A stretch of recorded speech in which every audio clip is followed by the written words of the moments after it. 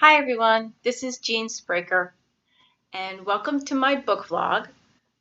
By way of introduction, I am a technical and marketing communications professional living in Philadelphia, and I have a bit of a confession to make.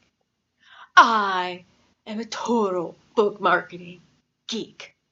Okay, so you've been warned. You're going to see not just reviews of the books here on my vlog, but also discussions of their marketing. Okay. Now, for this vlog series, I've chosen the topic of Indian writing in English. And you might ask yourself, what does an American woman living in Philadelphia know about Indian writing in English? And the answer is actually quite a bit. I first encountered Indian writing in English when I moved to Mumbai, India in 2012. And while in Mumbai, like many expats, I had a blog about my Indian experiences. And on that blog, I included book reviews, and they were mostly of Indian writers, because, hello, I was in India. And as a result, I became a passionate advocate for Indian writing in English.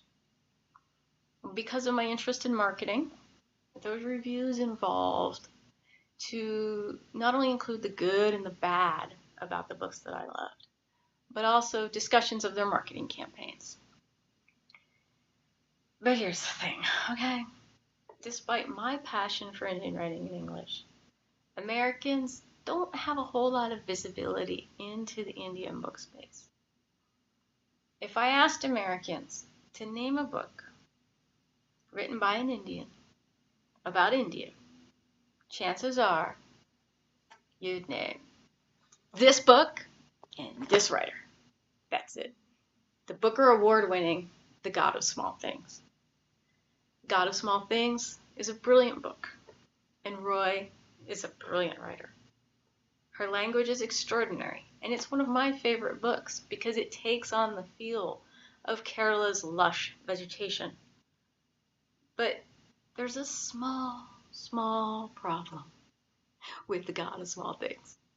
And it's, this book is not India, okay? It's a magnificent portrayal of the state of Kerala. I've been to Kerala. It's truly God's own country. But if this is the literary impression you have of India, it's outdated. This book is more than 20 years old, and India has changed a lot in those 20 years, as has the Indian book market and Indian writing in English. When God of Small Things was released in 1997, most Indian writing in English was literary fiction. And that's actually no longer the case.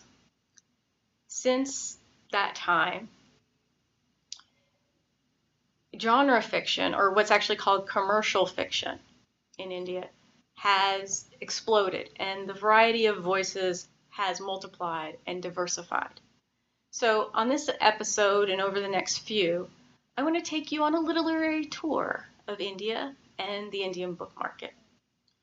The question is, where to begin? And the answer is Chetan Bhagat, 2 states. Look, I can already see the Indians watching this video rolling your eyes. Not this guy. We hate this guy. Yeah, I know. But there are actually 3 really good reasons to start with CB. Okay? The first is he is India's best-selling novelist.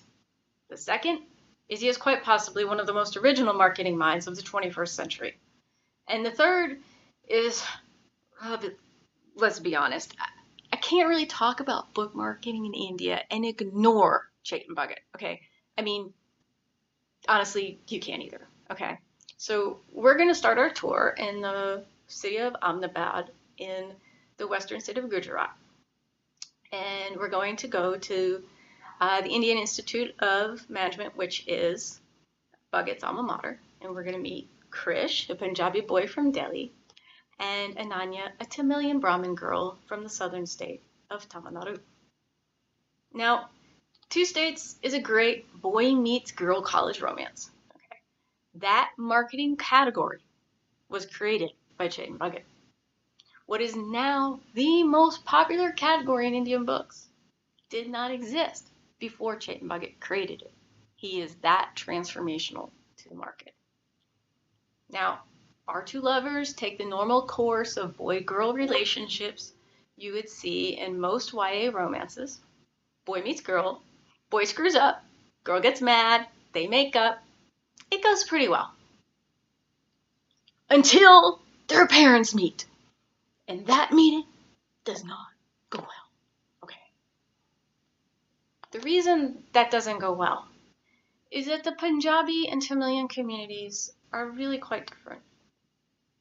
Differences of languages, customs, and even food threaten to tear our two lovers apart.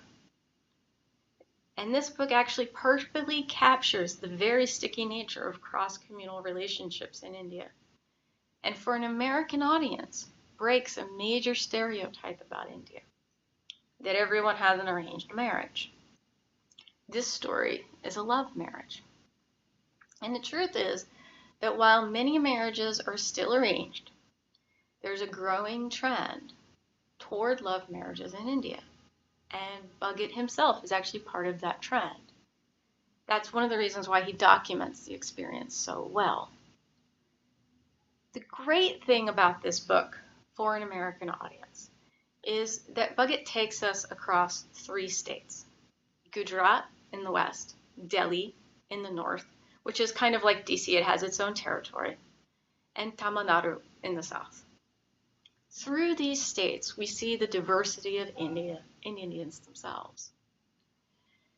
But what's not so great about this book is the characterization. In Two States, like all of his books, is written in the first person, in this case, from Krish's perspective. And Krish and Ananya are both very well drawn, but once we get beyond Krish's gaze and the object of that gaze, the characters become kind of stereotypical caricatures. Nevertheless, I put Two States on my must-read list. So let's talk about the marketing for just a second.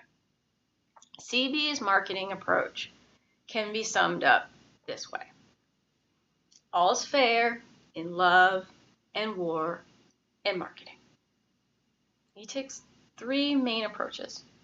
First, he employs traditional book marketing techniques like launches, but they're taken to a level of rock concerts. A typical CB book launch is not a typical book launch. And then he employs techniques from other entertainment areas. So from movie marketing, he takes the idea of cross-promotional tie-ins. And with Half Girlfriend, he tied up with Indian fashion designer Masaba Gupta to create Half Girlfriend saris and dresses based on the book cover design. And finally, it's really in the social media space that he excels.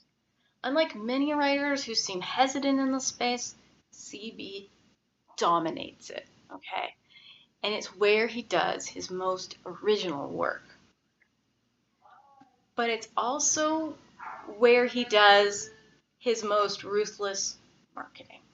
Okay? An example is that during the promotion of One Indian Girl, he tweeted a photo of the book cover in an exotic location and asked Twitter to tweet their versions. And of course, they trolled him. Then he fed India's biggest trolls by retweeting them. And the trolling went into overdrive. One Indian Girl trended. Chetan Bhagat trended. Things were trending all over the place. People wrote articles about CB and One Indian Girl trending on Twitter. And at the end of it, he thanked his trolls for helping him market his book. It was brilliant, brutal, guerrilla marketing at its best. And that's why he's one to watch. Well, that's it for the first stop on my tour. Join me next time when we'll travel to the city that has my heart, Mumbai. And meanwhile, you can catch me on my blog at jeanspraker.com, on Twitter at Magnolia to Mumbai, and on Insta at Jean Spraker. I hope you'll come and join me again and join me in my favorite city. Thank you. Bye.